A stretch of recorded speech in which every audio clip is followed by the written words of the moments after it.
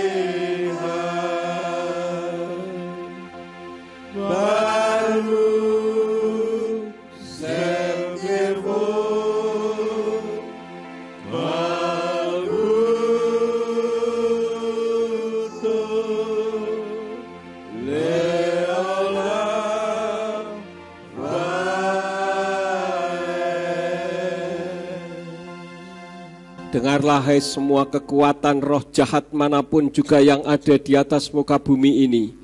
Dengar, Elohim kami adalah Elohim yang Echad dan dialah Yahweh namanya.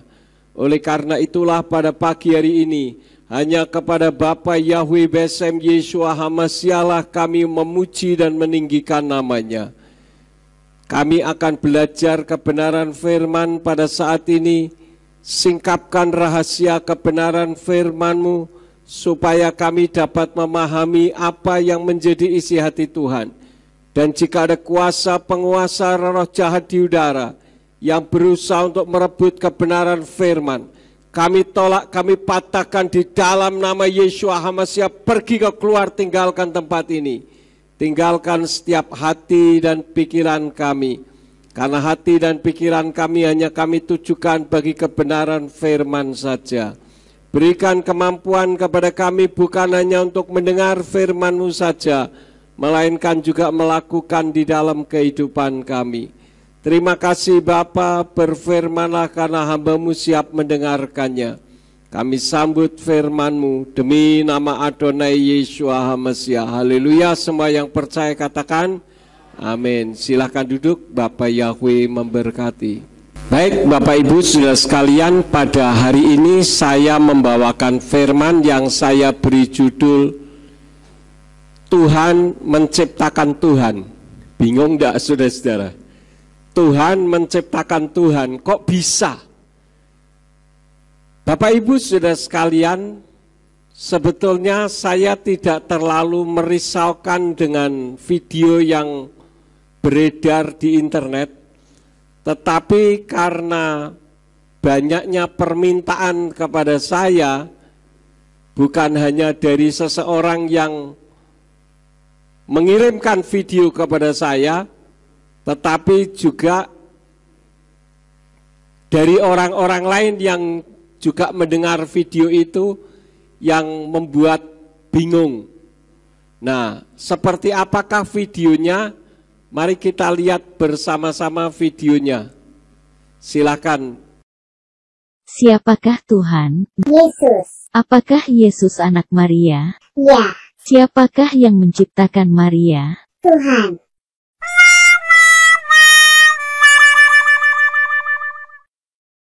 Siapakah Tuhan? Yesus. Apakah Yesus dilahirkan? Ya, Siapakah Bapaknya? Tuhan.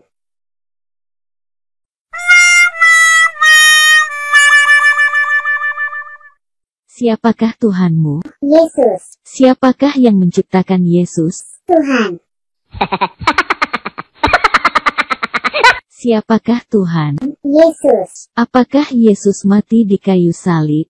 Ya, Siapa yang mencabut nyawa Yesus? Tuhan.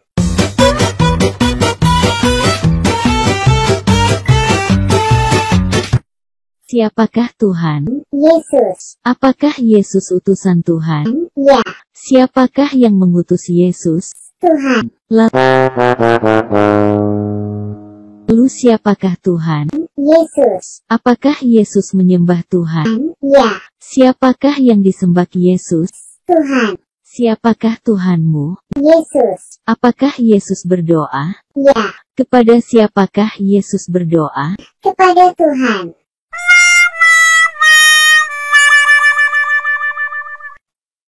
Siapa Tuhanmu? Yesus. Apakah Tuhan berawal? Tidak. Siapakah yang lahir tanggal 25 Desember?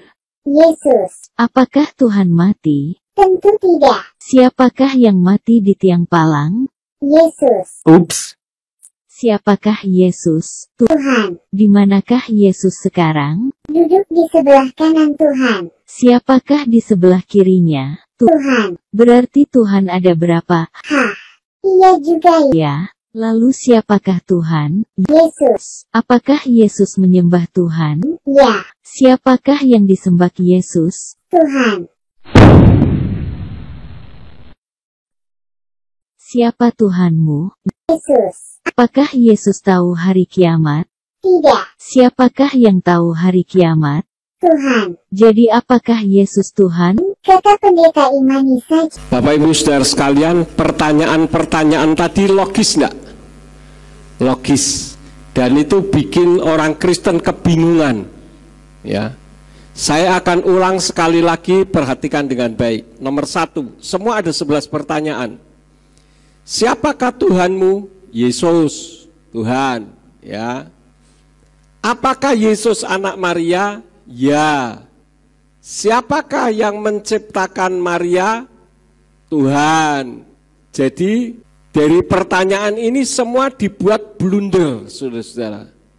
Pertanyaan 2, siapakah Tuhanmu? Yesus. Apakah Yesus dilahirkan? Ya. Siapakah Bapaknya? Tuhan. Ini kan dibuat bingung, saudara-saudara. Sebetulnya jawabannya simpel, tapi bikin orang sulit untuk menjawab. Kenapa? Nanti kita akan sampai ke sana. Yang ketiga, siapakah Tuhanmu? Yesus. Siapakah yang menciptakan Yesus? Tuhan. Yang keempat, siapakah Tuhanmu? Yesus. Apakah Yesus mati di kayu salib? Ya. Siapakah yang mencabut nama Yesus? Tuhan. Yang kelima, siapakah Tuhanmu? Yesus. Apakah Yesus utusan Tuhan? Ya. Siapakah yang mengutus Yesus? Tuhan.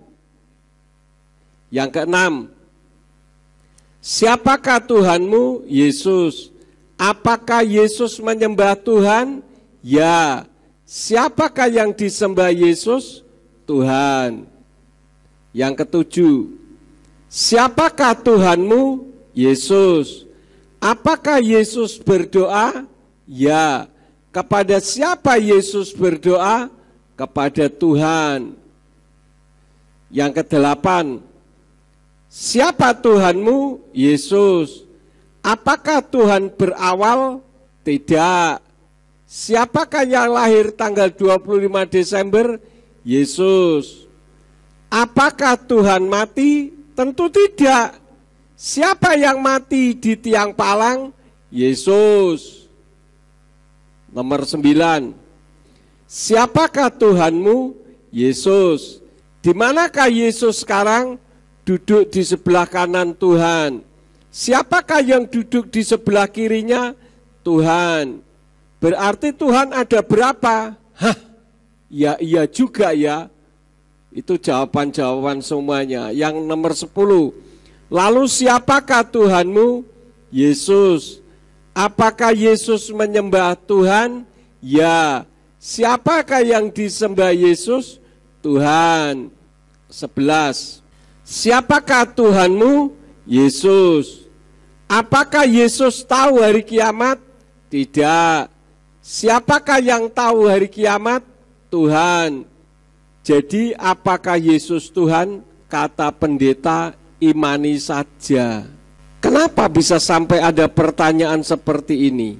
Bapak Ibu Saudara sekalian, judul firman yang saya sampaikan hari ini merupakan satu dari 11 pertanyaan, yaitu pada pertanyaan yang ketiga.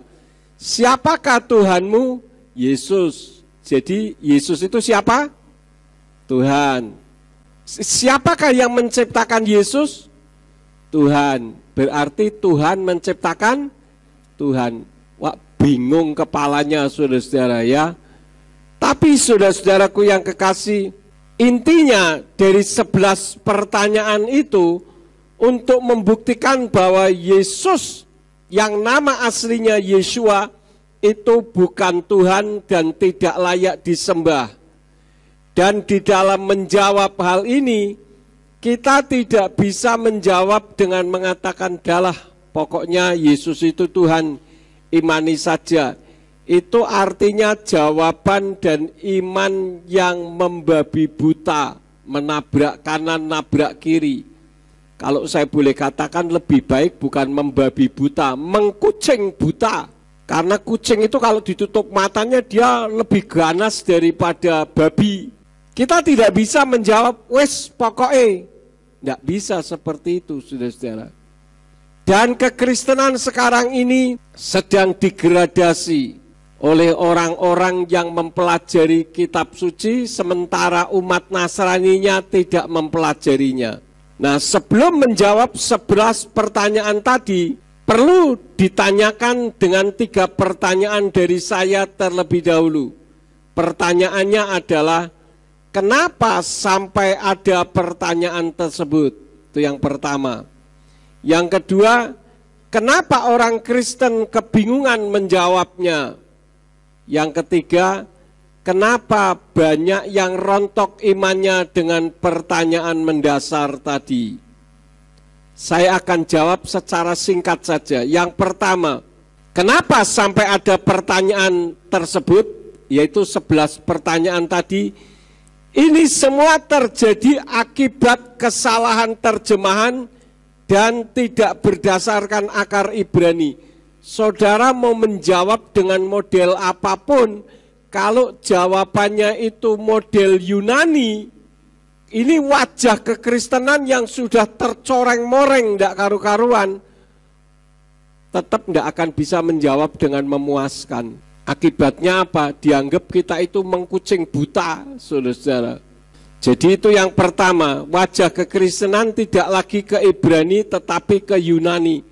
Sampai ke gedung-gedungnya juga, gedung gerejanya ala Yunani, bukan ala Ibrani. Gedung gereja kita ini banyak yang tanya, kok kayak masjid? Justru masjid yang kayak gereja di Israel. Bisa dipahami saudara-saudara, karena pemahaman orang di Indonesia yang namanya gereja itu lancip-lancip seperti itu. Itu wajah Yunani, termasuk kitab sucinya juga kitab suci berwajah Yunani. Itu yang pertama. Jawaban yang kedua, karena tidak ada pengajaran. Ya, kenapa orang Kristen kebingungan menjawab? Karena tidak ada pengajaran dan tidak mau belajar.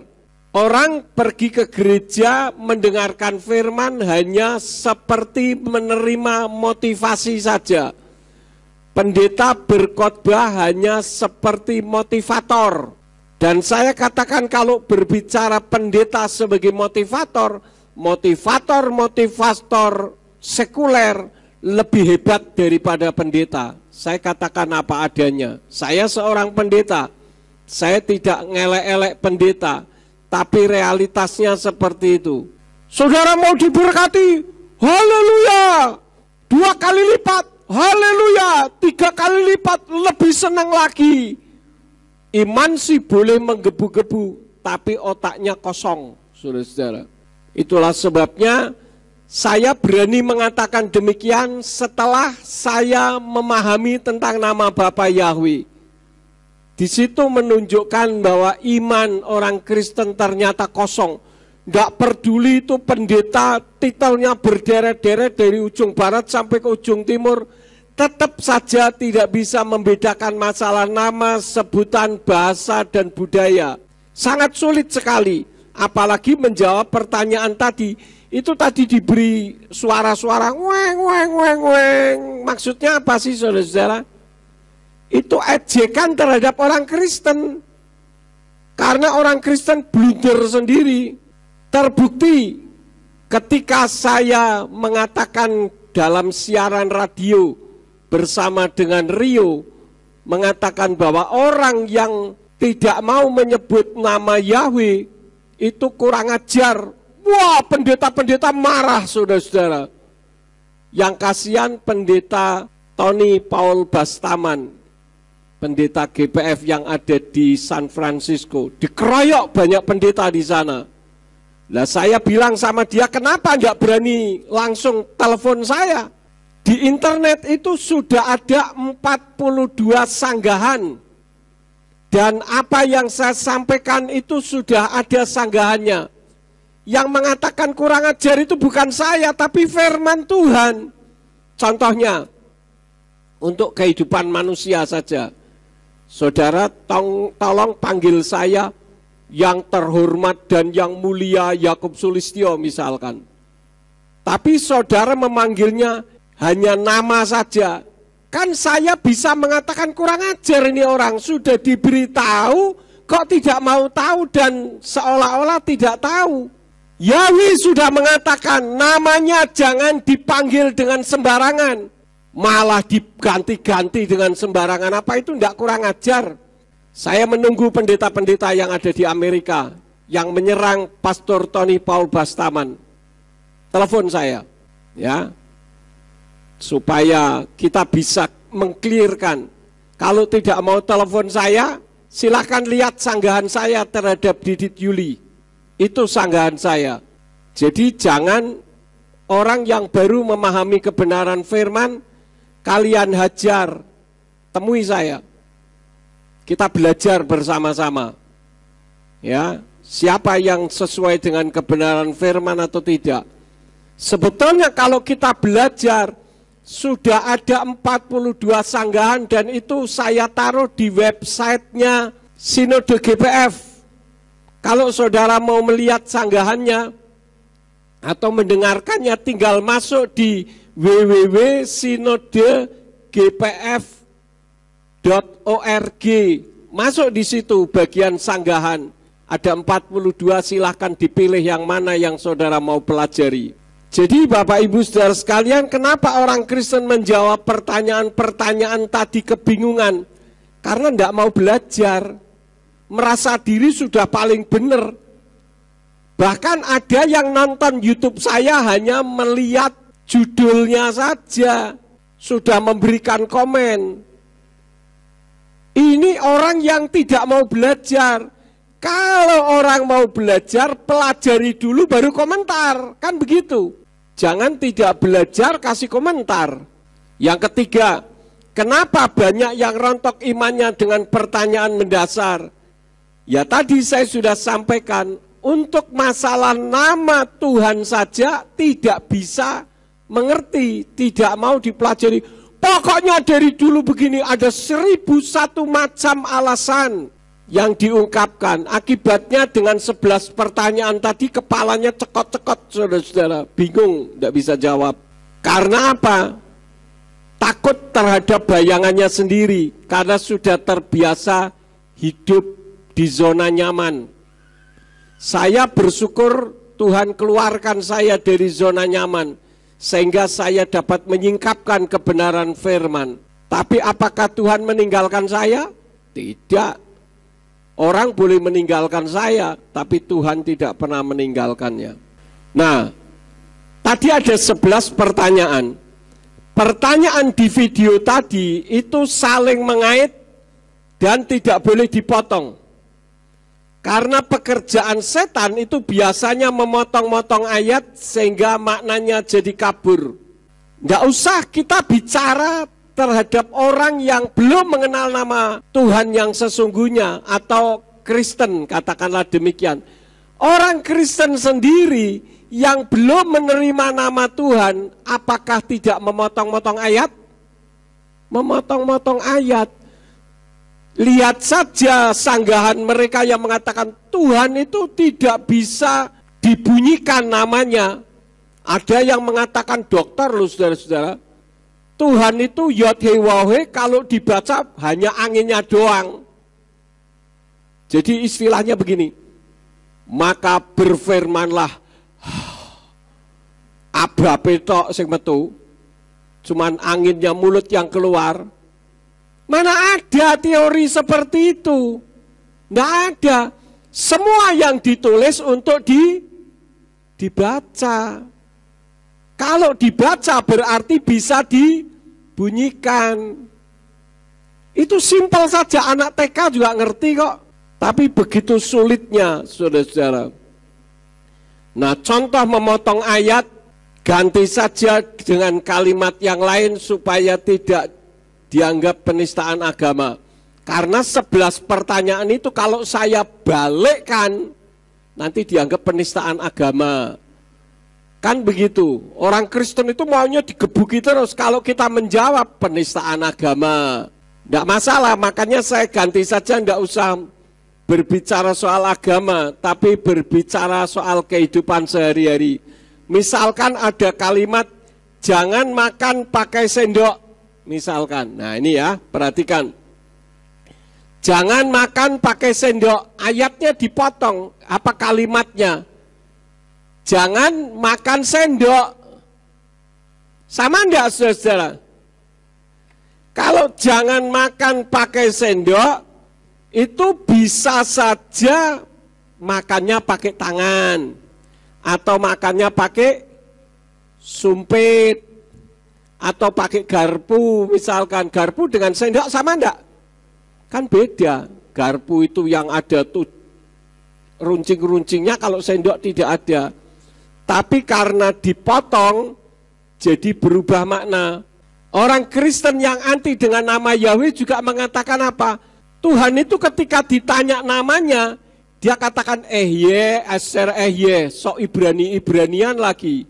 Ehye, Eser Ehye. Itu artinya aku ada yang aku ada. Itu belum berbicara soal nama. Itu Keluaran 3 ayat 14. Nah ayat 15 kok enggak pernah dibaca. Ayat 15 kan mengatakan Yahweh, Tuhannya Abraham, Tuhannya Yitzhak, Tuhannya Yakub. Itulah namaku untuk selama-lamanya dan itulah sebutanku dari generasi ke generasi. Jelas. Tetapi begitu sangat sulitnya, saudara-saudara. Karena ayatnya dipotong, sama seperti ini. Ya, jangan makan pakai sendok, berubah jadi jangan makan sendok. Siapa yang mau makan sendok? Karena dipotong, kata pakainya ini dipotong. Nah lebih lucu lagi, diganti. Jangan berdoa kepada Allah. Firman Tuhan katakan, jangan engkau menyebut nama Yahweh Elohimmu dengan sembarangan. Menyebut dengan sembarangan saja jangan, apalagi diganti-ganti dengan sembarangan. Misalkan jangan berdoa kepada Allah, karena Allah itu tidak ada kaitannya dengan kekristenan. Tidak ada kaitannya. Di dalam sanggahan saya juga sudah ada termasuk statement dari Christian Prince, seorang Islamolog yang ahli sebagai debater Kristen. Dia adalah Kristen Arab yang fasih berbahasa Arab dan bahkan bahasa Bedouin. Bahasa Bedouin itu bahasa aslinya indigenous atau bahasa pribuminya orang Arab. Jangan berdoa kepada Allah, diganti harus berdoa kepada Allah. Ini mengerikan sekali, saudara-saudara. Kita ini disesat-sesatkan hanya karena tidak menyebut nama Allah, nama Allah. Lah padahal dalam kitab berbahasa Inggris tidak ada kata Allah. Kok tidak disesat-sesatkan? Ada apa sebetulnya di kekristenan Indonesia ini? Makanya kebingungan sendiri. Jadi nama yang sesungguhnya karena sudah diacak-acak tidak karuan, sehingga orang jadi bingung melakukan jawaban. Nah sekarang saya akan menjawab pertanyaan satu dulu. Semua ada 11, tidak tahu ini akan berseri berapa seri. Ya, tetapi saya akan jawab. Yang pertama, siapakah Tuhanmu? Jangan dijawab Yesus atau Yeshua, melainkan Yahweh. Loh, kok bukan Yeshua? Sabar saudara-saudara ya. Jangan keburu nafsu, sesat, kan begitu. Tunggu, sabar. Ada orang mengatakan kalau begitu berarti ajaran Pak Yakub sama dengan pendeta Anu itu yang sekarang sedang viral di Indonesia. Karena mengatakan juru selamat itu hanya satu-satunya Yahweh. Itu masih koma. Seperti apa yang saya sampaikan ini masih koma. Jadi sabar dulu ya. 11 pertanyaan di awal tadi itu saling berkait dan jawabannya juga berseri. Tapi saya akan coba untuk menjawab setiap jawaban berisi secara lengkap sehingga orang tidak memotong-motong. Ini apa yang saya sampaikan, saya akan kasih counter. Angka-angka yang berjalan terus itu saudara-saudara. Supaya kalau dipotong akan ketahuan. Karena video saya ini banyak dipotong-potong orang saudara-saudara. Ya. Sehingga kalau orang tidak tahu akan dianggap Pak Yakub sesat, tidak mengakui Yeshua yang adalah nama asli dari Yesus sebagai Tuhan dan Juru Selamat. Sesat itu sama dengan pendeta Anu yang sekarang sedang rame di internet. Makanya saya akan coba untuk menjawab dengan lengkap. Yang menjadi pertanyaannya, kenapa kok Yahweh? Kenapa kok bukan Yeshua atau Yesus dalam bahasa Yunaninya ya? Sebetulnya kan nama aslinya itu Yeshua. Saudara sudah tahu semua dan kita menggunakan nama Yeshua itu sudah nyaman. Memang kalau belum pernah dianggapnya tidak nyaman itu sama seperti orang pakai sandal. Sandal atau sepatu yang baru dengan yang lama itu lebih nyaman yang lama. Karena yang baru itu masih keras semuanya. Dulu kita awal-awalnya juga rasanya kok bagaimana begitu. Nama Yesus diganti Yeshua. Tapi sekarang kita nyaman-nyaman saja pakai Yeshua. Karena memang itu nama aslinya. Kalau mau pakai nama Yesus boleh enggak? Oh itu hak seseorang, hak Anda. Mau pakai Semar juga enggak masalah, itu hak seseorang. Tapi kalau sudah tahu aslinya, ya jangan diganti-ganti. Seperti Pak Tony, Paul Bastaman kan diserang orang. Dia katakan apa? Dulu saya mengatakan oleh bulir-bulirnya engkau disembuhkan. Lalu saya ditegul oleh orang, kata Pak Pastor Tony. Bukan bulir-bulirnya Pak, tapi bilur-bilurnya. Tapi pakai bulir-bulirnya kok ya sembuh. Tapi setelah saya tahu itu salah ya saya tidak menggunakan lagi. Demikian pula nama Bapa Yahweh. Kalau selama ini orang Kristen ditanya, siapa Tuhan pencipta langit dan bumi? Allah Bapa. Halah, aduh. Allah Bapa itu bukan pencipta. Yang mencipta itu Yahweh. Ayatnya juga sama, sehingga tidak bisa dipelintir-pelintir orang. Ya.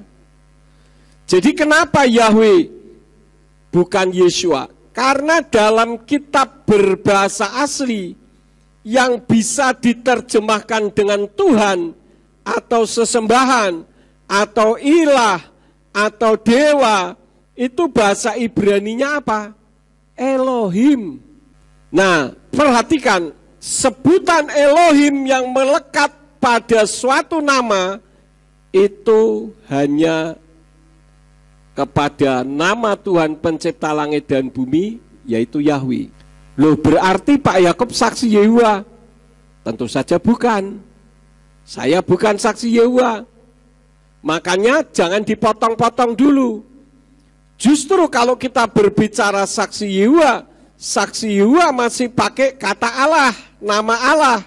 Sedangkan kita tidak. Kebanyakan orang Kristen kan begitu. Kalau sudah bicara soal Yahweh, oh berarti saksi Yehuwa.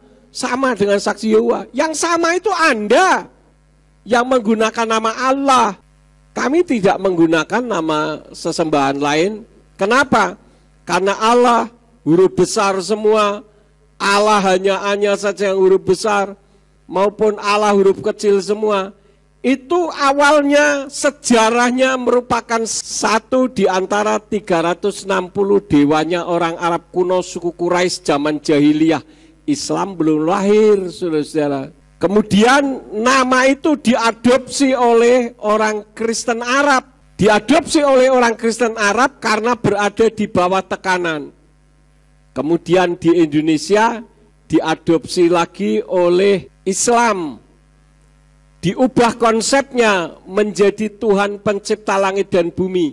Dan itu ada di dalam buku Passing Over, Melintas Batas Agama. Nih, ya, Passing Over, Melintas Batas Agama. Ini buku Islam loh, saudara-saudara. Buku teologianya Islam, bukan buku Kristen. Pengantarnya dari Dr. Nurkolis Masjid. Ya, ini editornya Komarudin Hidayat, Ahmad Gaus, AF dan sebagainya. Di sini dikatakan apa? Kata Allah sendiri sudah dikenal jauh sebelum Islam datang di Arab. Namun Allah dalam pengertian orang-orang Arab pra-Islam itu berbeda dengan Allah dalam Islam. Menurut Winnet, seperti dikutip oleh Al-Faruqi dalam The Cultural Atlas of Islam, Allah bagi orang-orang Arab pra-Islam dikenal sebagai dewa yang mengairi bumi sehingga menyuburkan pertanian dan tumbuh-tumbuhan serta memberi minum ternak. Islam datang dengan mengubah konsep Allah yang selama ini diyakini oleh orang Arab. Itulah sebabnya saya katakan kita hormati saja umat Islam yang sudah menjadikan Allah yang sejarahnya dari satu di antara 360 dewanya orang suku Quraisy itu sudah dijadikan atau diubah konsepnya menjadi Tuhan pencipta langit dan bumi, dan itu sudah ditaruh di Al-Quran. Bismillah, di dalam nama Allah, ya.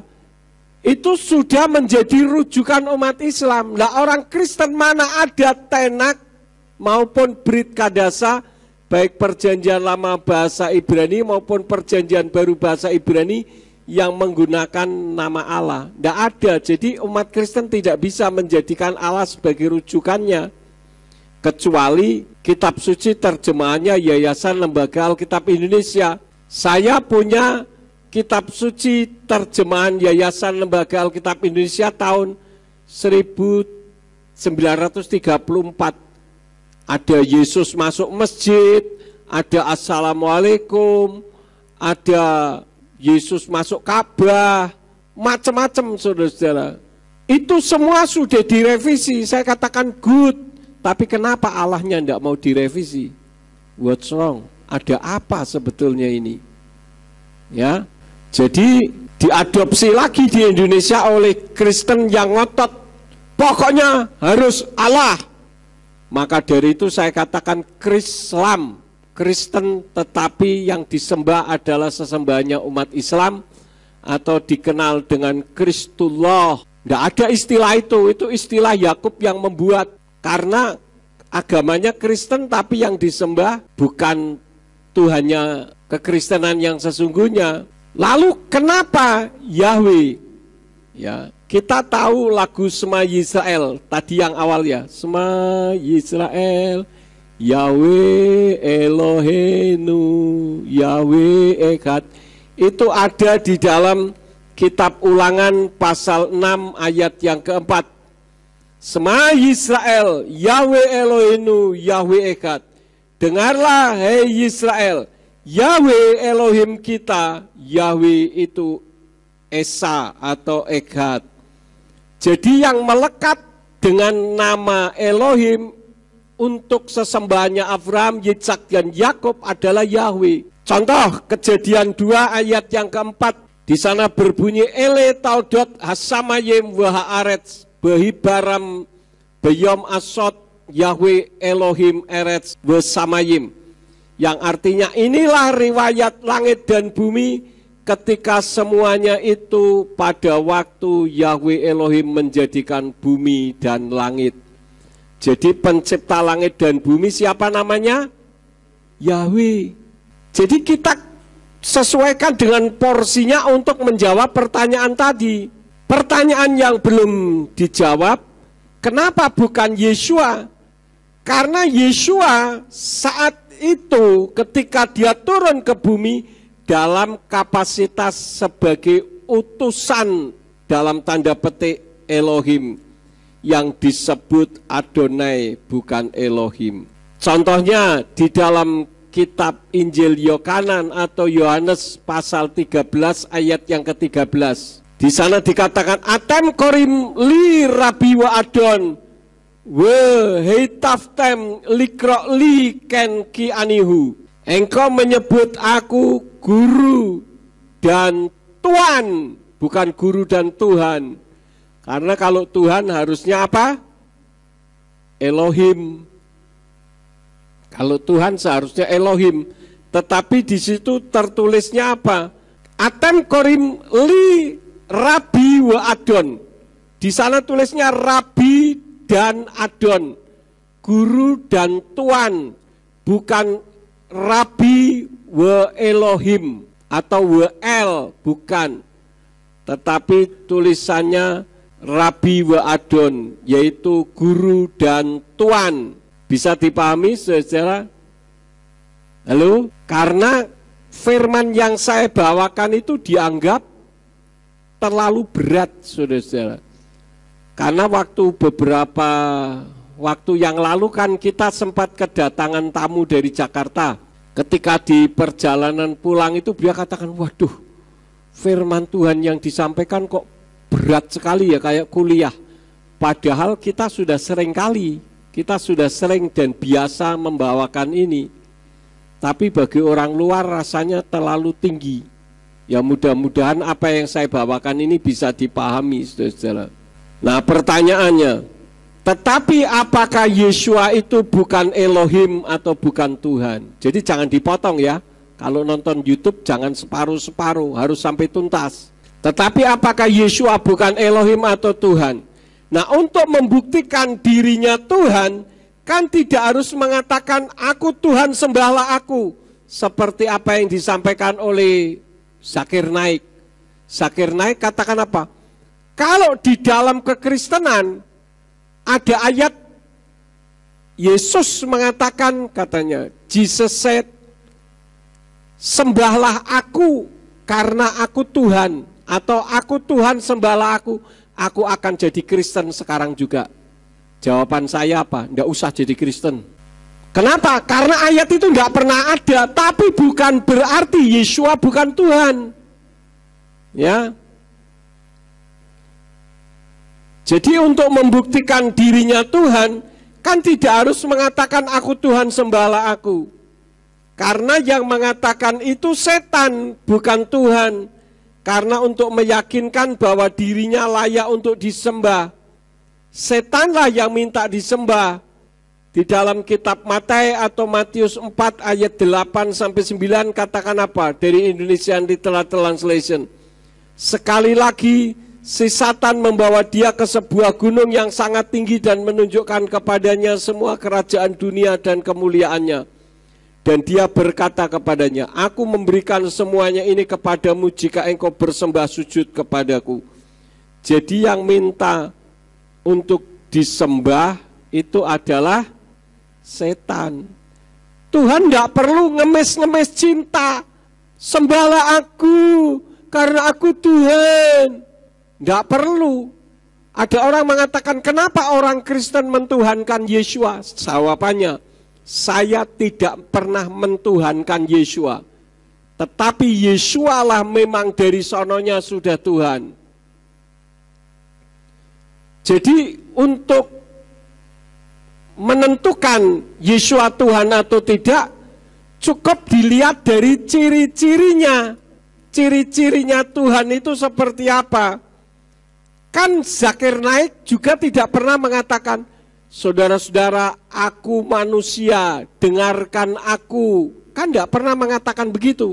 Tapi apakah kita mengatakan bahwa Zakir Naik itu babi? Hanya orang yang segeleng yang mengatakan Zakir Naik itu babi.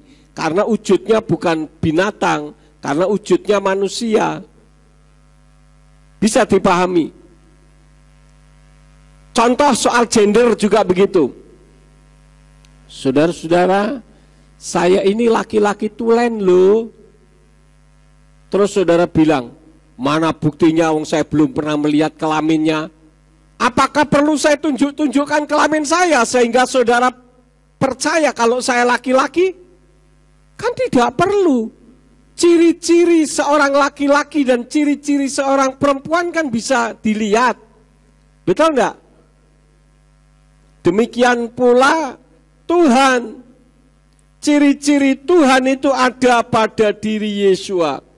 Bahkan di dalam 1 Yohanes 5 ayat yang ke-20 mengatakan,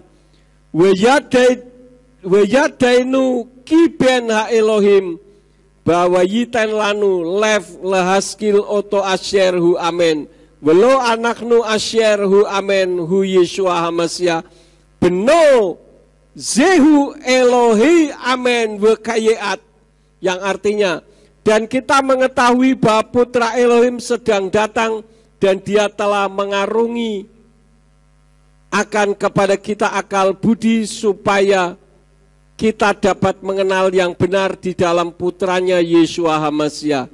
Dia adalah Elohim yang benar dan hidup yang kekal. Jadi satu ayat ini saja sudah menunjukkan kalau Yesua itu siapa? Elohim, dia adalah Tuhan. Nah, saya tunjukkan lagi bukti kalau Yesua itu Elohim, yaitu adanya peranan malaikat, ya. Ada banyak sekali peranan malaikat terhadap diri Yesua.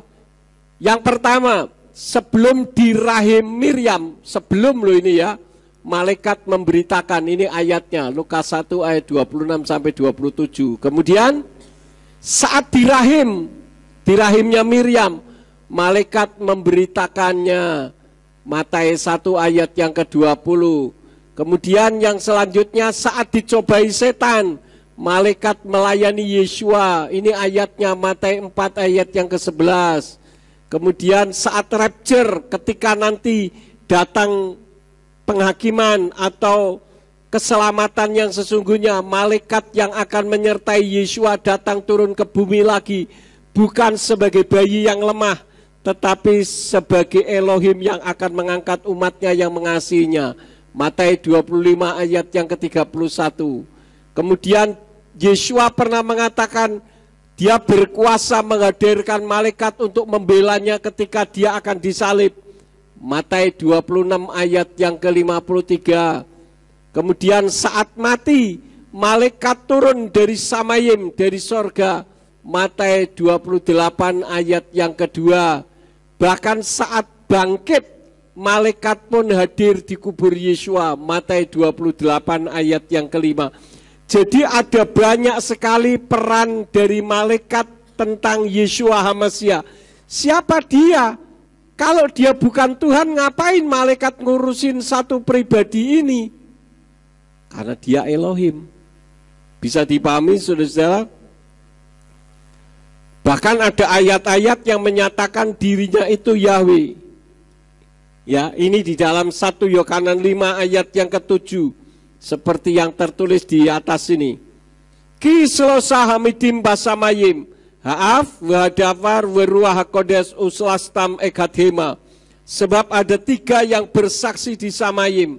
Bapa, firman dan Ruach HaKodes, dan ketiganya ini satu, bukan tiga, tetapi berapa? Satu. Ya. Jadi Yahweh dengan Yeshua itu satu. Cuma beda manifestasi. Satu lagi, ini tidak ada di dalam slide, tapi saya akan tambahkan nanti di YouTube, saya akan tambahkan, yaitu di dalam kitab Injil Lukas pasal 2 ayat yang ke-11 dari kitab Pesita atau Perjanjian Baru dalam bahasa Aramaik, berbunyi demikian: Atilat tekon Gerio mana peruka deituhi Maryah Mesia Bemadinta di David, yang artinya karena hari ini telah lahir bagimu juru selamat, yaitu Tuhan Yahweh Sang Mesias di kota David. Karena di sana menggunakan kata Maryah, deituhi Maryah. Maryah itu Maria Yah. Katakanlah ndak Maria katakanlah. Itu membuktikan bahwa Yeshua itu Elohim, dan Elohim itu cuma satu. 1 Korintus 12 ayat yang ketiga dari Hebraic Root Version dalam bahasa Inggris katakan, because of this I make known to you that there is no one who speaks by the Spirit of Eloah and says that Yeshua is accursed, and neither is a man able to say that Yahweh is Yeshua except by the Ruach HaKodes. Oleh sebab itu aku memberitahukan kepadamu bahwa ketika berbicara dalam roh Eloah atau roh Elohim, tidak seorang pun mengatakan Yeshua terkutuk, dan tidak seorang pun dapat mengatakan Yahweh itu Yeshua kecuali oleh Ruach HaKodes. Tidak seorang pun mengatakan Yahweh itu Yeshua kecuali oleh Ruach HaKodes. Jadi kalau ada orang yang mengatakan aku penuh Roh Kudus, aku berbahasa lidah, tetapi dia menolak Yahweh itu Yeshua, itu bukan Ruach HaKodes. Loh, kok Pak Yakub menghakimi? Sorry, bukan saya yang menghakimi, firman yang menghakimi. Di sini kan dikatakan bahwa Yahweh is Yeshua except by the Ruach HaKodes. Ya, dikatakan neither is a man able to say, tidak ada seorang pun yang mengatakan that Yahweh is Yeshua, bahwa Yahweh itu Yeshua except by, kecuali oleh Ruach HaKodes. Jadi kalau orang mengaku diri penuh Roh Kudus tapi menolak Yeshua itu Yahweh, bullshit. Itu omong kosong. Jadi saya tidak menghakimi, firman yang menghakimi. Ya.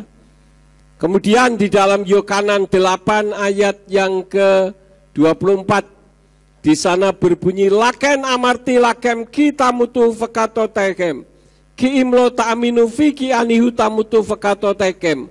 Oleh karena itu aku berkata kepadamu bahwa kamu akan mati dalam dosa-dosamu, sebab jika kamu tidak percaya bahwa akulah dia, maka kamu akan mati dalam dosa-dosamu. Jadi kalau orang tidak mengakui Yeshua itu Yahweh, maka orang itu tetap mati dalam dosa-dosanya. Loh, kok Pak Yakub menghakimi? Bukan saya yang menghakimi, firman.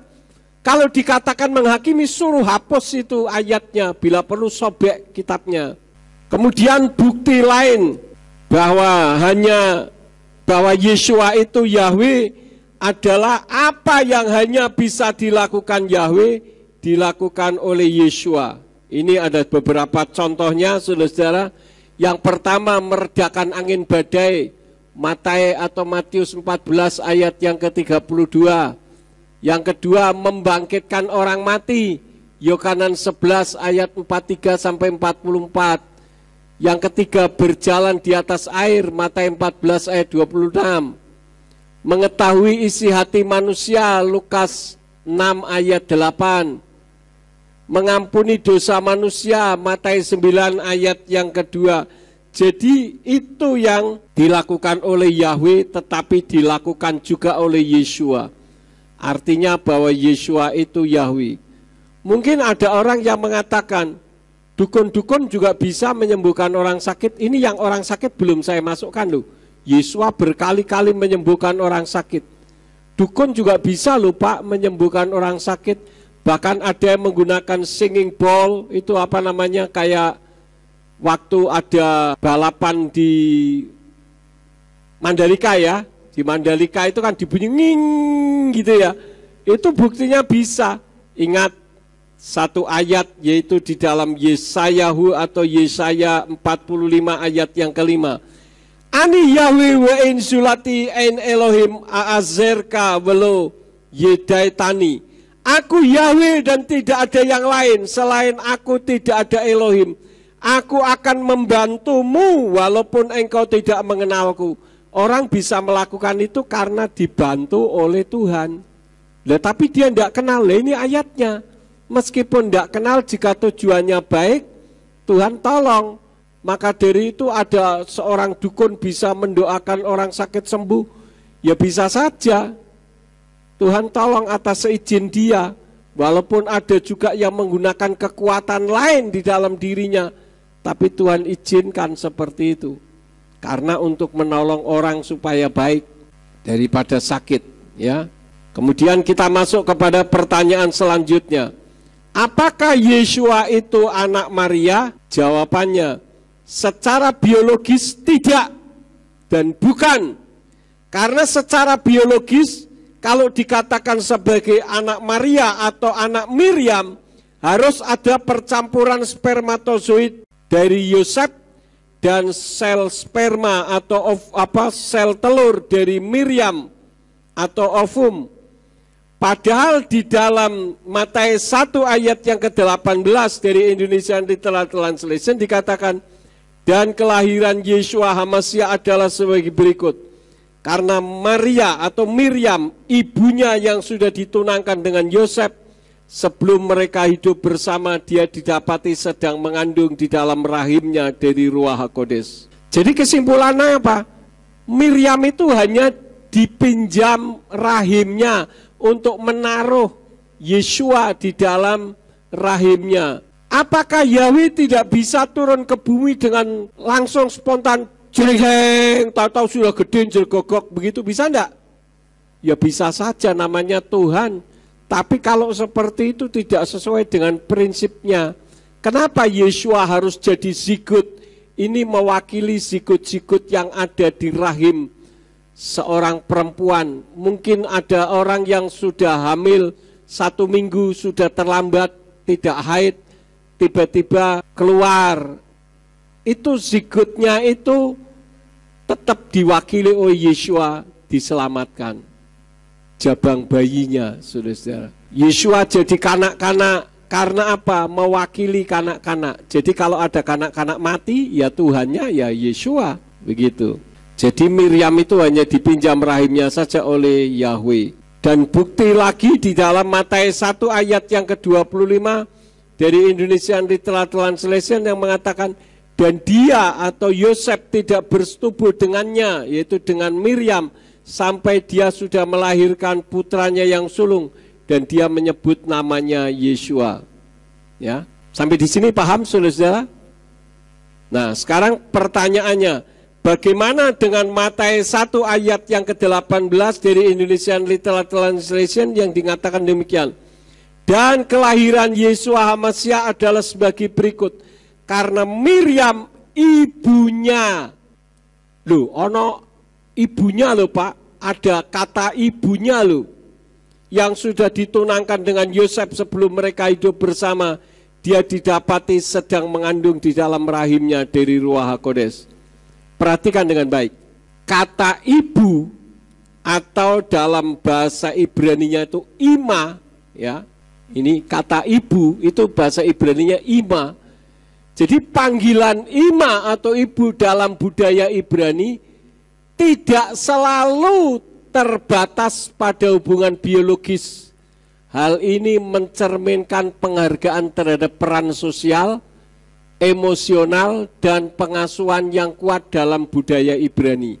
Jadi kalau saudara diangkat oleh orang Ibrani, saudara memanggil ibu atau ima, itu bukan berarti si ima orang Ibrani itu melahirkan saudara secara biologis. Tidak harus. Jadi secara budaya Ibrani itu karena peran seorang ibu, ya.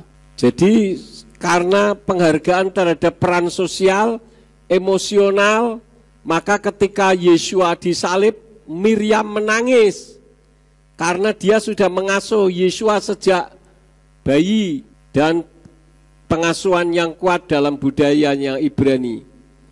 Lalu pertanyaannya, siapa yang menciptakan Maria atau Miriam? Kalau saya tanya kepada saudara, siapa yang menciptakan Maria atau Miriam? Siapa saudara? Yahweh, bukan Yesus. Maka dipelintir sedemikian rupa supaya orang bingung. Kok jadi bingung aku ya? Ya karena tidak kembali ke akar Ibrani. Lalu pertanyaan berikut, siapa yang menciptakan Anda sekalian? Yahweh. Anda yang nonton di YouTube, yang menciptakan Yahweh loh. Kenapa Anda berterima kasihnya kepada Allah? Ayo, betul enggak? Betul enggak saudara? Betul. Saudara sebagai seorang ayah atau seorang ibu setiap hari memberi makan anak saudara. Tapi anak saudara berterima kasihnya sama tetangga saudara. Ini anak apa namanya?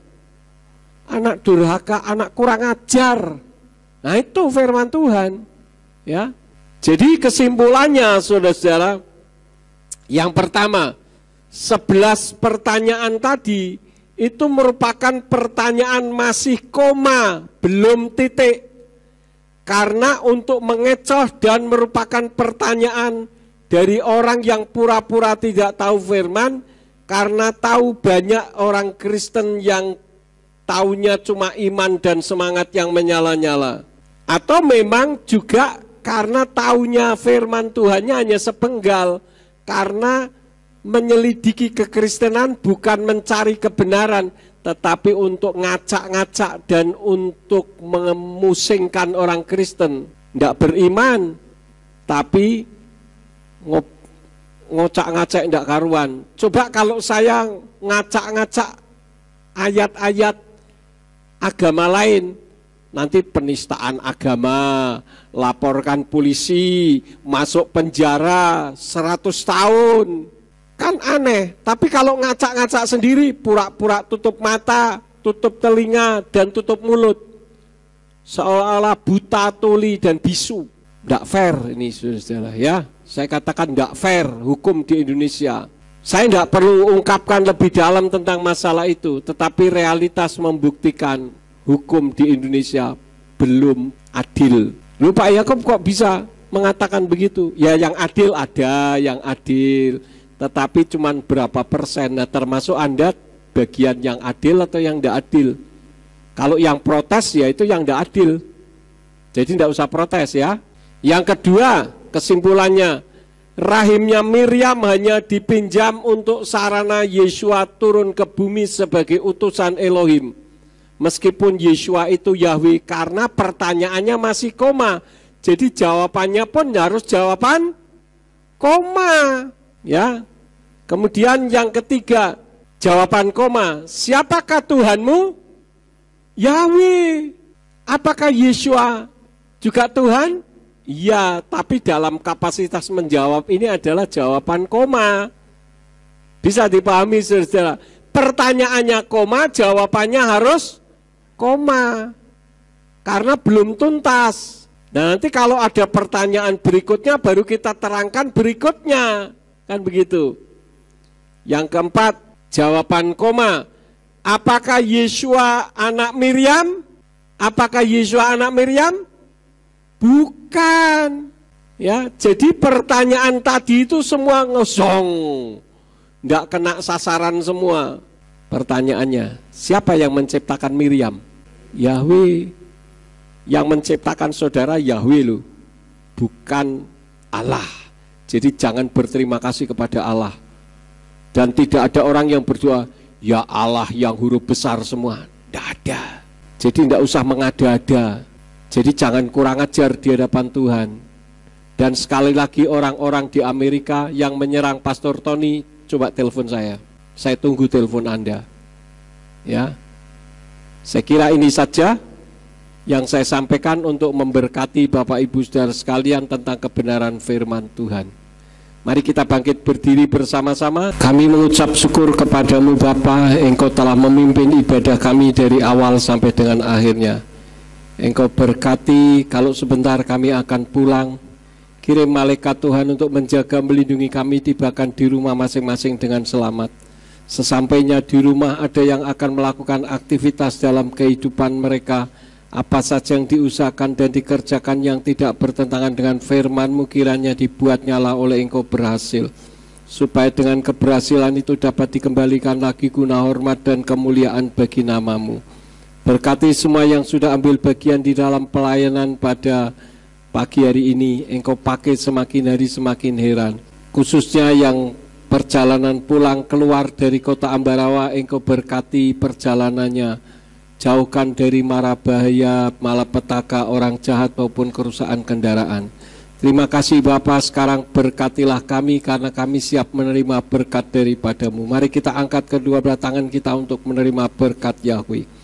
Yefaraka Yahweh weyus mereka. Yahweh memberkati engkau dan memelihara engkau.